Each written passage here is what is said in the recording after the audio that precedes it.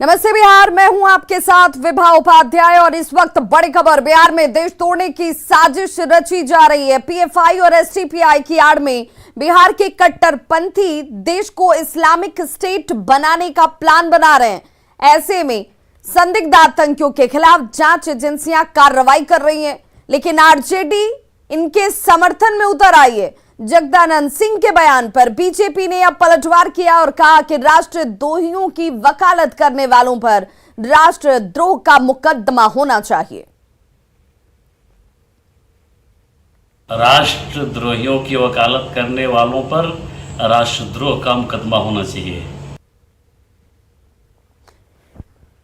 तो बिहार के फुलवारी शरीफ से देश को दहलाने की साजिश रची जा रही थी। भारत को इस्लामिक राष्ट्र बनाने की जाल को बुना जा रहा था। बिहार पुलिस से लेकर एनआईए तक तहकीकात में लगी हुई है, लेकिन आरजेडी को यह सब बेफजूल लगता है, क्योंकि आरजेडी अब खुलकर पीएफआई के समर्थन में उतर चुका है। आज जगदानंद सिंह ने ऐसा विवादित बयान दे दिया, जिसके बाद सियासत में कई तरह के सवाल सुलगने लगे हैं। पीएफआई के समर्थन में आरजेडी क्यों?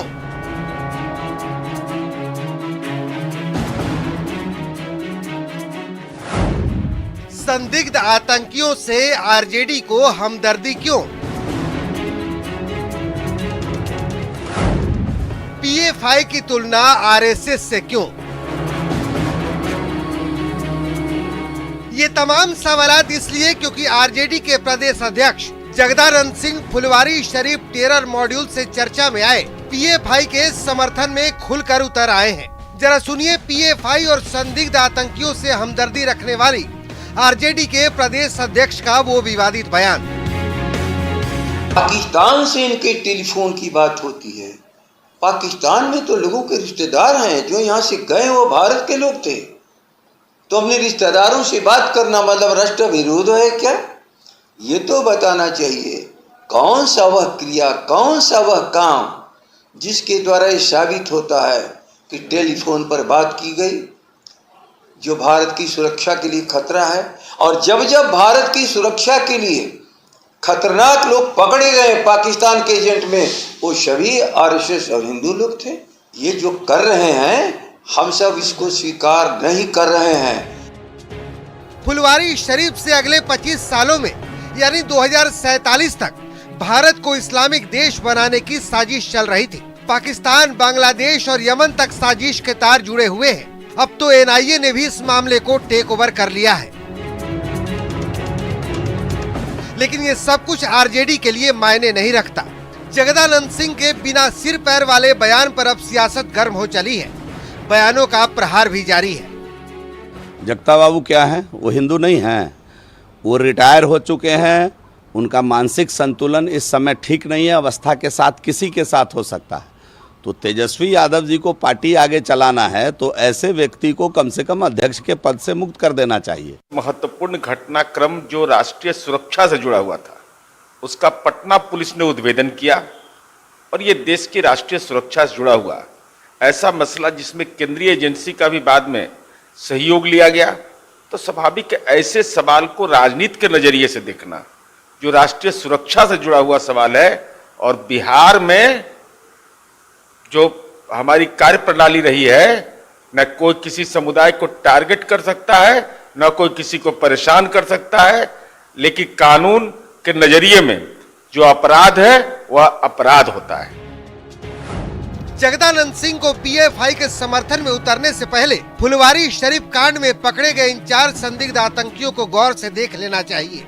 जलालुद्दीन, जो झारखंड पुलिस में दारोगा रह चुका है, ये एसडीपीआई का सदस्य है। अतहर परवेज, जो प्रतिबंधित कट्टरपंथी संगठन सिमी का पूर्व सदस्य रह चुका है। अरमान मलिक और लखनऊ से गिरफ्तार नूरुद्दीन जंगी पर देश विरोधी गतिविधि चलाने का आरोप है। इन चारों के अलावा शिकंजे में आए इस ताहिर को भी जगदानंद सिंह को देख लेना चाहिए, जो पाकिस्तान में बैठे अपने रिश्तेदारों से नहीं बल्कि अपने आकाओं के संपर्क में था और गजवाए हिंद का ख्वाब देख रहा था। पटना से न्यूज़ 18 के लिए शैलेंद्र कुमार और अमित कुमार की रिपोर्ट। और अब बात अग्निवीर परीक्षा को लेकर अलर्ट की, तो आपको याद होगा कि अग्निवीर योजना के विरोध में बिहार में जमकर बवाल किया गया था। कई ट्रेनों को आग के हवाले कर दिया गया, सरकारी संपत्ति को भारी नुकसान पहुंचाया गया था। आज अग्निवीर बनने के लिए परीक्षा ली जा रही है, लिहाजा पुलिस मुख्यालय ने पटना समेत सभी जिलों को अलर्ट जारी कर दिया है। सभी परीक्षा केंद्रों पर चौकसी बरतने के निर्देश दिए गए हैं।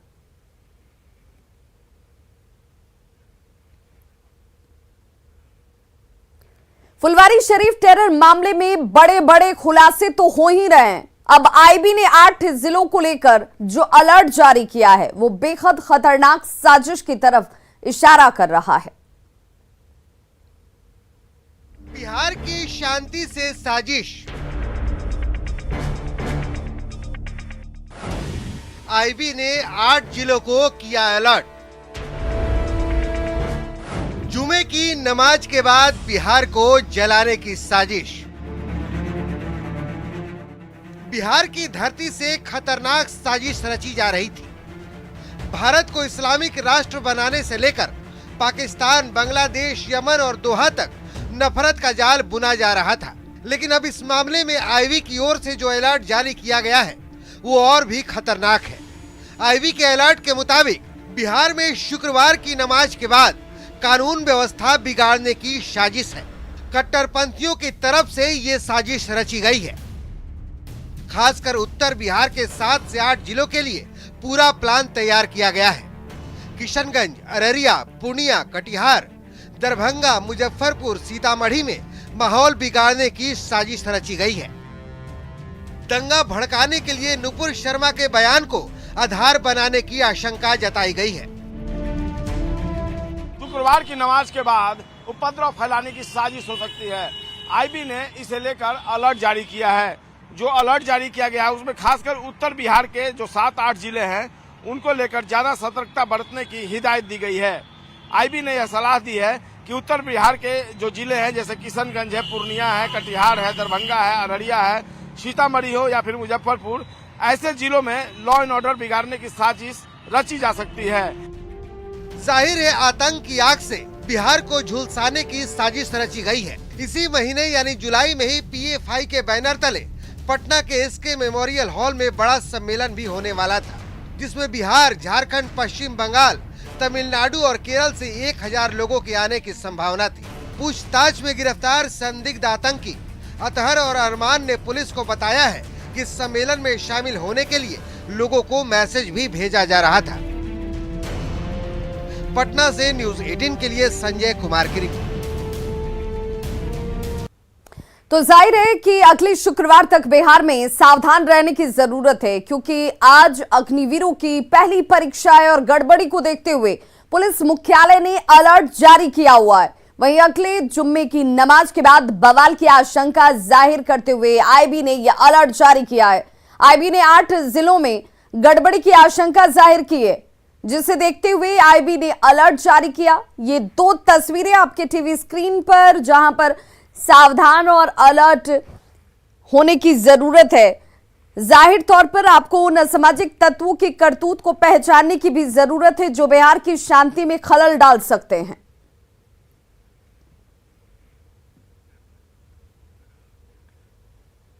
और बड़ी खबर इस वक्त राजधानी पटना से आ रही है, जहां पत्रकार नगर में खून के अवैध धंधे का मामला सामने आया है। खून के अवैध धंधे का मामला, ये पत्रकार नगर से इस वक्त बड़ी खबर। ड्रग्स विभाग ने मामले का बड़ा खुलासा किया है। बड़े निजी अस्पताल से इस अवैध धंधे के तार जुड़े हुए हैं।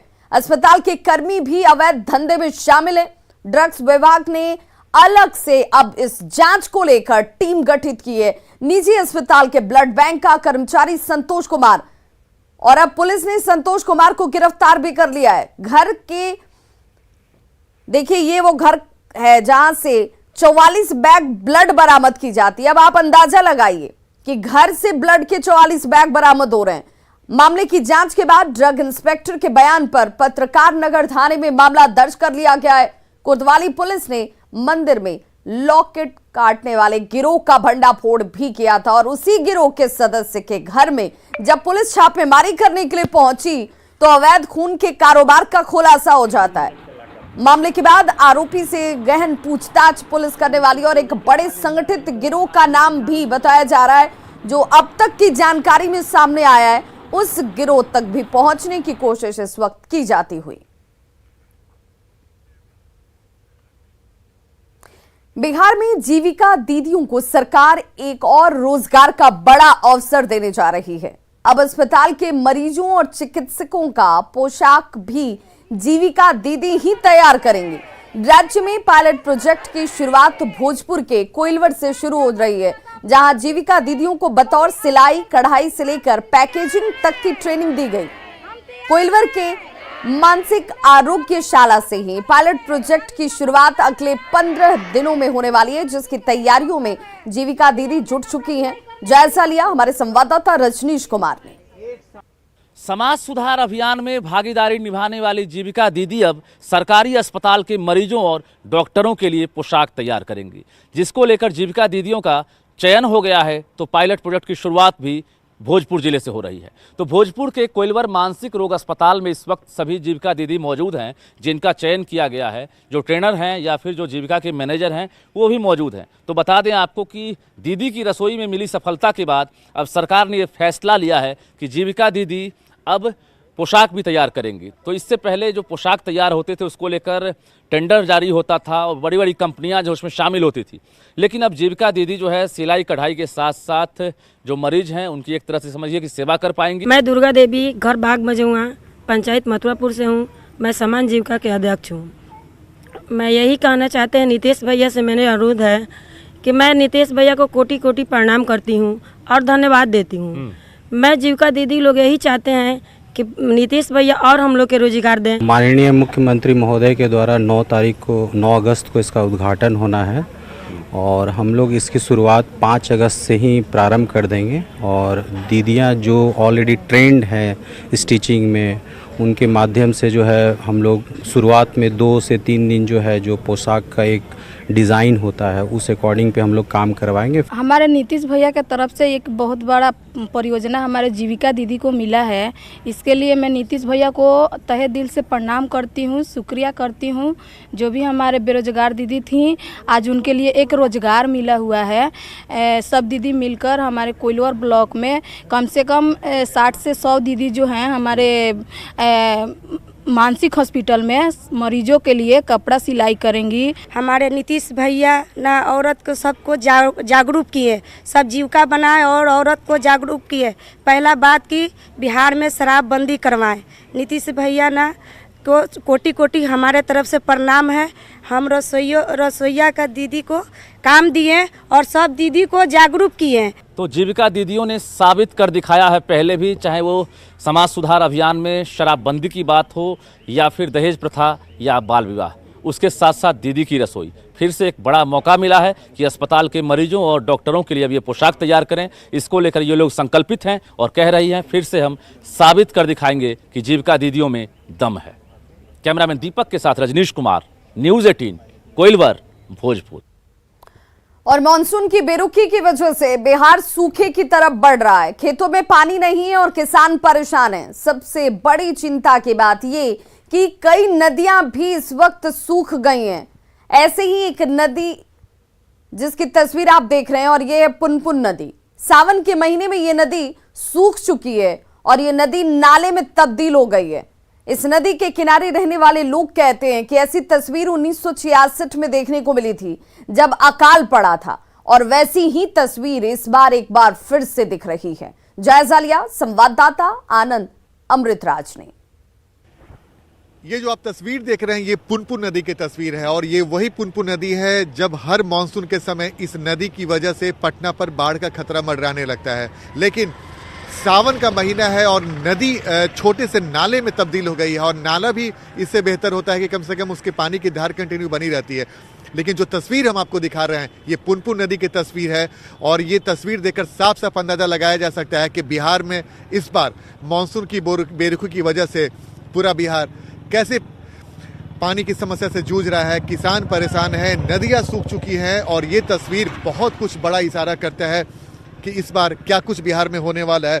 बिहार सरकार लगातार अलर्ट मोड में है और सूखे से निपटने की तैयारी भी कर रही है। हमारे साथ एक बुजुर्ग हैं, क्या नाम है सर आपका? सुरेश पंडित। सुरेश जी, ये जो पीछे आप पुनपुन नदी देख रहे हैं, इसके पहले कभी ऐसी तस्वीर देखी थी जब मानसून के समय ऐसी तस्वीर थी? नहीं, ऐसा तो नहीं हुआ है, लेकिन कभी आज से 1966 में अकाल पड़ा था। बहुत घनघोर अकाल ऐसा पड़ा था। उसके बाद फिर ऐसा कभी नहीं हुआ है। तो उसके बाद कभी ऐसा नहीं हुआ है। तो अभी क्या स्थिति है अगल बगल के इलाके में? क्या स्थिति खराब है, यहाँ पानी का बहुत दिक्कत है, बहुत तरह के रोपण नहीं हुआ है अभी। तो सुरेश पंडित ने बताया कि 1966 में पुनपुन नदी की तस्वीर मानसून के समय ऐसे ही देखने को मिली थी और कई साल गुजर जाने के बाद पुनपुन नदी की तस्वीर ऐसे देखने को मिल रही है कि बरसात के समय ये नदी छोटे से नाले में तब्दील हो गया है। और अमूमन हम लोगों ने बरसात के समय देखा है कि पुनपुन नदी जब उफान पर होती है तो पटना पर बाढ़ का खतरा मंडराने लगता है और जिला प्रशासन के लोग लगातार गश्ती करते हैं। लेकिन इस बार तस्वीर ऐसी है कि पूरी तरीके से नदी सूख चुकी है और इसकी तस्वीर ऐसे कब तक रहती है फिलहाल कोई नहीं जानता। कैमरामैन दीपक के साथ आनंद अमृतराज, न्यूज 18 नेटवर्क, पुनपुन।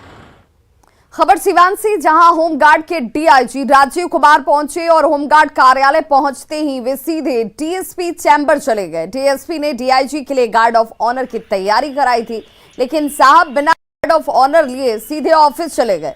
यही नहीं, उन्होंने मीडिया से भी बातचीत करना उचित नहीं समझा। होमगार्ड कार्यालय में जवान इस इंतजार में घंटों धूप में खड़े रहे कि साहब पहुंचने वाले हैं, लेकिन डीआईजी ने गार्ड ऑफ ऑनर नहीं लिया।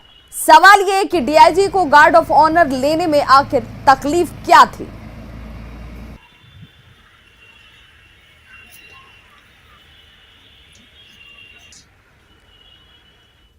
पहले जेल में कैदी की मौत और फिर बीमार होते जेल में बंद कैदी।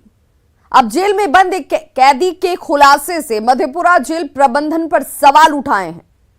कैदी और उनके अब मधेपुरा जेल को यातना केंद्र मानने लगे हैं।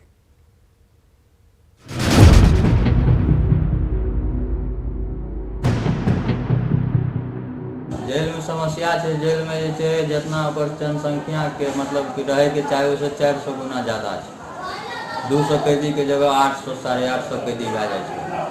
अभी भी 700 कुछ कैदी है, 800 के लमसम। आप बीती से कहीं ज्यादा ये शिकायत है मधेपुरा जेल में बंद एक कैदी की। हम इस कैदी की पहचान नहीं बता सकते, लेकिन इसने मधेपुरा जेल की कमियों को उजागर कर दिया है। जेल की बदहाली ये है कि 180 की जगह 814 कैदी जेल में बंद रहते हैं। जेल में क्षमता से 4 गुना ज्यादा कैदी रहते हैं। एक महीने में 2 कैदियों की हो गई मौत। जेल में अभी 36 से अधिक कैदी बीमार हैं। एक बैरक में 50 से 60 कैदी को रखा जाता है। खड़े होकर या बैठकर रात गुजारते हैं कैदी। तबियत बहुत दिन से खराब था जेल में, प्रशासन देखभाल नहीं किया। गंभीर होने के बाद जेल से ही निकाल कर सदर हॉस्पिटल में भर्ती किया। सदर हॉस्पिटल में भर्ती करने में रिफर कर दिया मेडिकल कॉलेज।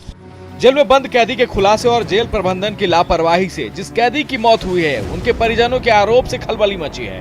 प्रमंडलीय आयुक्त भी जेल के हालातों का जायजा लेने पहुंचे और माना कि जेल का भवन छोटा है और कैदी उससे काफी ज्यादा, लेकिन आश्वासन देकर गए कि सब कुछ सही रहा तो 6 महीने में नए जेल भवन का निर्माण कार्य शुरू कर दिया जाएगा। जेल बहुत छोटा है, कैदी की क्षमता 182 है, लेकिन लगभग 800 कैदी हैं। नए जेल बनाने का प्रस्ताव है और उस नए जेल को बनाने हेतु जिला पदाधिकारी मधेपुरा और काराधीक्षक अब नया प्रस्ताव जल्द भेजेंगे। एक तरफ जेल में जिंदगी जीने के लिए जंग है तो दूसरी तरफ आश्वासन। तब तक जेल में बंद कैदियों के लिए फिलहाल कोई वैकल्पिक व्यवस्था नहीं। मधेपुरा से न्यूज 18 के लिए तुर बसु के साथ ब्यूरो रिपोर्ट। और अब बात एक और साजिश की जो उग्रवादियों ने रची थी, लेकिन पुलिस ने वक्त रहते उनके मंसूबों पर पानी फेर दिया। पुलिस के सर्च ऑपरेशन के दौरान हथियारों का जखीरा बरामद किया गया है, लेकिन उस जखीरे में एक ऐसा हथियार बरामद हुआ जिसे देखकर पुलिस के भी पसीने छूट रहे हैं।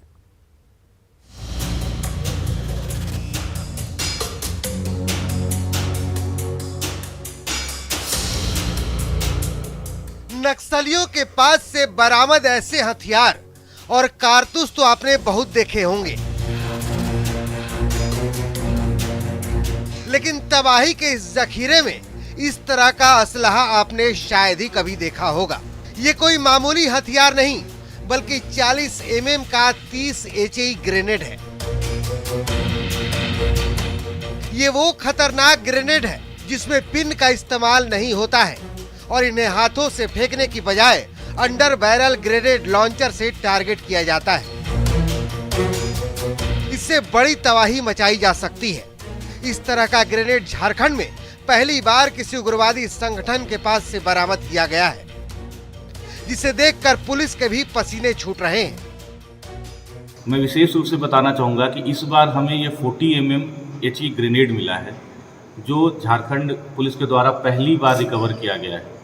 ये 40 mm जो HE ग्रेनेड है, ये एक अत्याधुनिक वेपन है और चूँकि ये काफ़ी शक्तिशाली विस्फोटक है, इसलिए इसका प्रयोग सुरक्षा बलों के खिलाफ, संवेदनशील प्रतिष्ठानों के खिलाफ या सुरक्षा बलों के या किसी भी अन्य टारगेट व्हीकल के खिलाफ किया जा सकता है।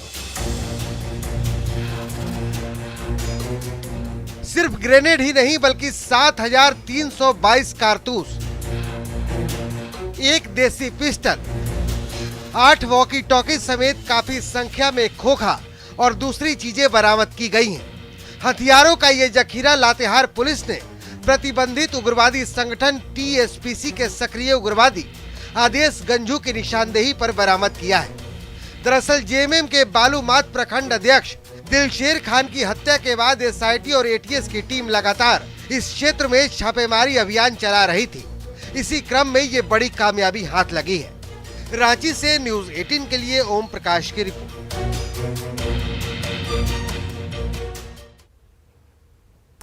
गया का नामी गिनामी गया कॉलेज इन दिनों सुर्खियों में है। कॉलेज एक है लेकिन यहाँ प्रिंसिपल 2 हैं। प्रिंसिपल की कुर्सी को लेकर उठा पटक चल रही है। एक कोर्ट के आदेश पर प्रिंसिपल की कुर्सी पर काबिज हैं, तो दूसरे यूनिवर्सिटी के आदेश पर अपना दावा कर रहे हैं। कोर्ट के आदेश की बदौलत दावेदारी करने वाले प्रिंसिपल कॉलेज के प्रिंसिपल कक्ष में बैठे हुए हैं। वहीं यूनिवर्सिटी के आदेश का हवाला देने वाले शख्स गेस्ट हाउस से प्रिंसिपल बने हुए हैं। तो कॉलेज के छात्र और कर्मचारी असमंजस में हैं कि आखिर बात सुने या माने तो किसकी। कौन कर्मचारी ये बात कह रहा है? आप आए तो कितना प्रिंसिपल को देख रहे हैं? आपके पक्ष में तो मैं आप ही को देख रहा हूँ। और कहीं भी पता है आपको? सुना है कि गेस्ट हाउस में कोई कहाँ है? सुना, जाके गेस्ट हाउस में मिल लीजिए।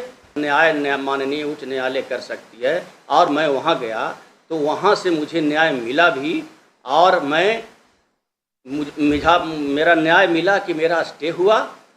19 तारीख को अचानक दूसरे स्वयंभू प्राचार्य आ गए। उन्होंने कहा कि मैं प्राचार्य हूँ, मुझे हाई कोर्ट से आदेश हुआ है, इसलिए मैं कुर्सी पर बैठूंगा। ज़बरदस्ती अपना ऑफिस में घुस गए, बैठ गए, आसीन हो गए। तो वो तो शिक्षा की जगह है, वहाँ वाद विवाद अच्छा लगता नहीं।